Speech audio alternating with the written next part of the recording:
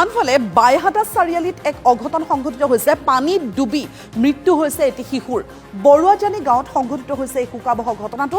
পানীত পৰা এটা বল আনিবলৈ গৈ এই ঘটনাটো সংঘটিত হৈছে বুলি জানিব পৰা গৈছে। ঘটনাক লৈ অঞ্চলটোত এতিয়া শোকৰ ছাঁ পৰিছে।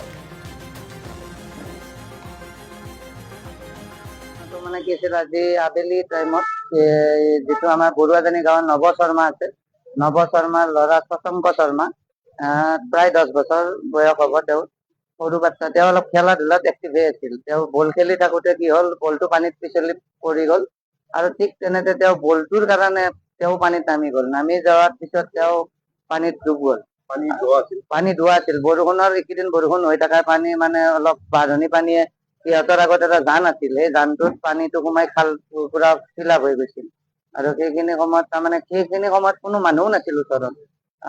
যেতিয়া পিছত গম পোৱা যায় পিছত উদ্ধাৰ কৰা গ'ল যদিও, কিন্তু মুমূৰ্ষ অৱস্থাত উদ্ধাৰ কৰা গ'ল।